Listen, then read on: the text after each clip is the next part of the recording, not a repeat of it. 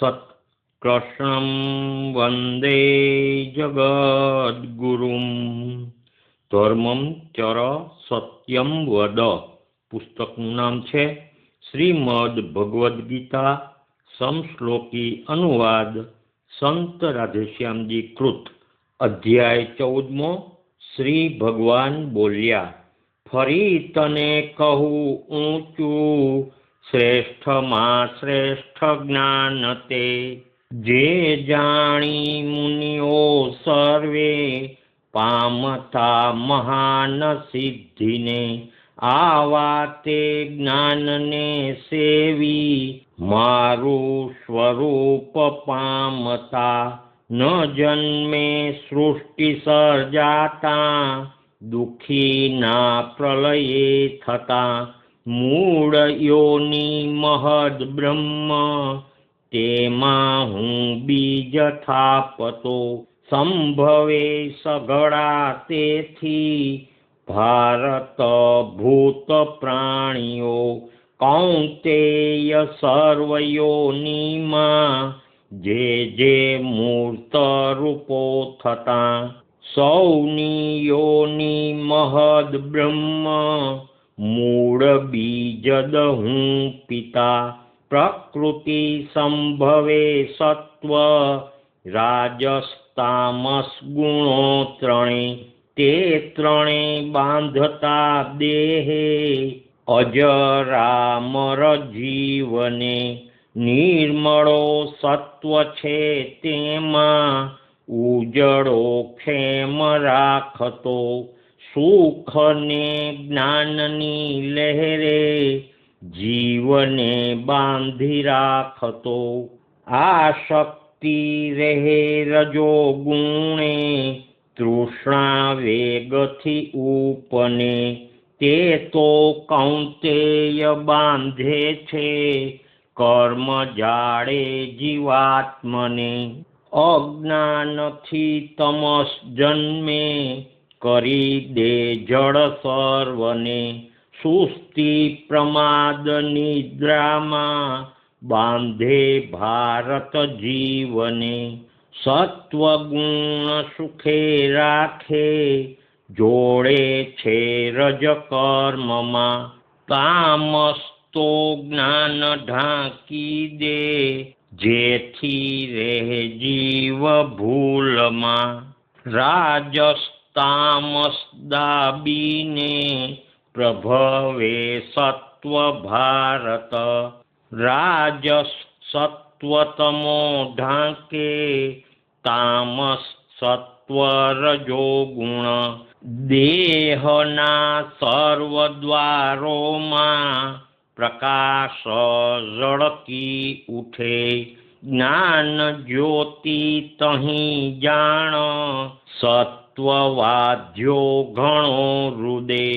લોભ પ્રવૃત્તિ આરંભો, આશા કર્મ પરંપરા. રજોગુણ વધે ત્યારે, વધે ભારત એ બધા. અંધારું જડતા વ્યાપે, પ્રમાદ મોહ આળસ. વધે તામસ તહીં વાધે, એ બધા પાપ ભારત. સત્વગુણ વધે ત્યારે, જો દેહી લય થાય છે. નિર્મળા શ્રેષ્ઠ લોકોમાં, જીવોની ગતિ થાય છે. રજોગુણે મરે ત્યારે, જન્મે કર્મઠ જાતમાં. તમો ગુણે થતા નાશ, પડતા મૂઢ જાતમાં. સાત્વિકા કર્મથી થાતું, સાત્વિકું ફળ નિર્મળું. રાજસી કર્મથી દુઃખ, અજ્ઞાન તામસી થકું. સત્વગુણે થતું જ્ઞાન, પ્રવર્તે લોભ રાજસે.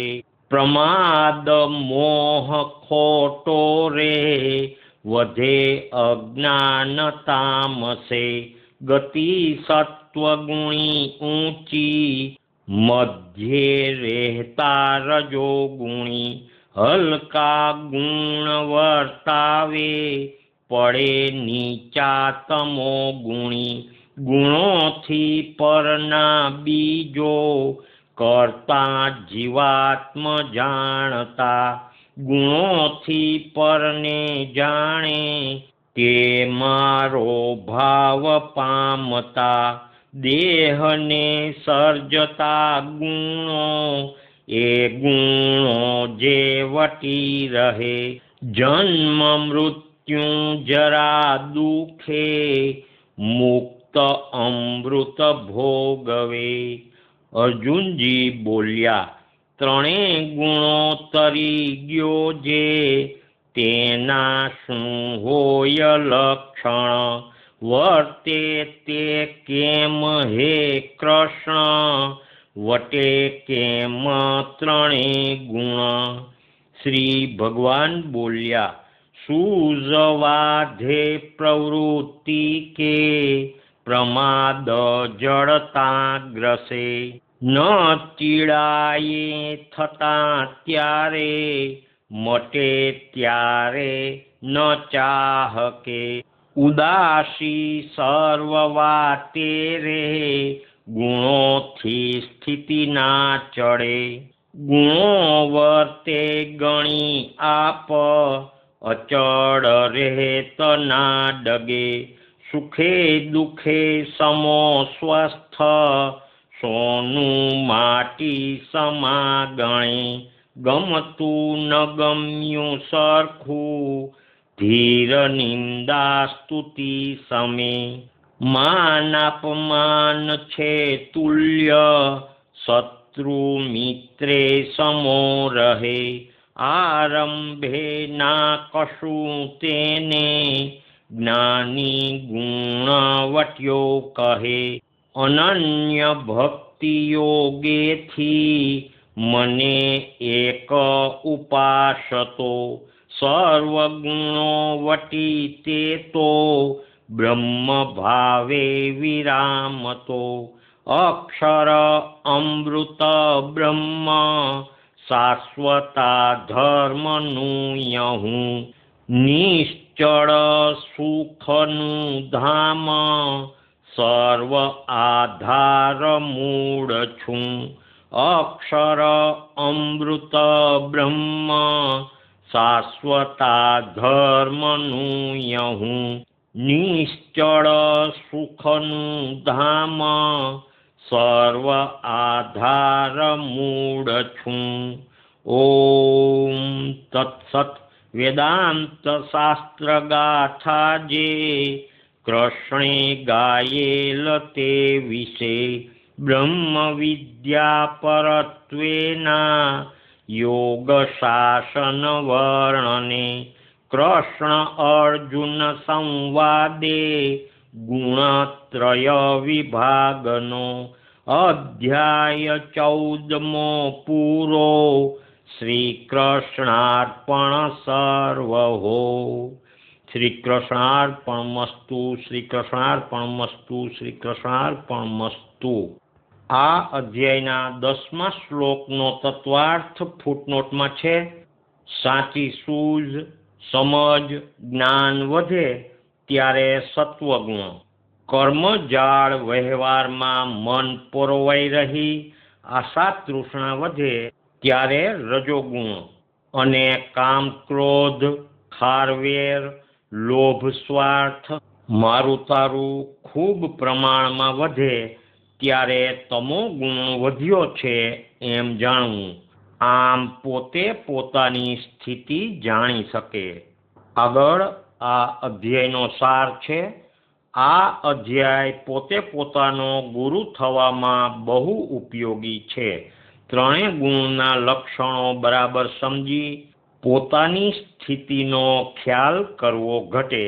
સાચા જ્ઞાની ભક્ત કે ત્રિગુણાતીતના લક્ષણો માટે શ્લોક 22 થી 25 વિચારવા. શ્રી નારાયણ ભગવાન કી જય.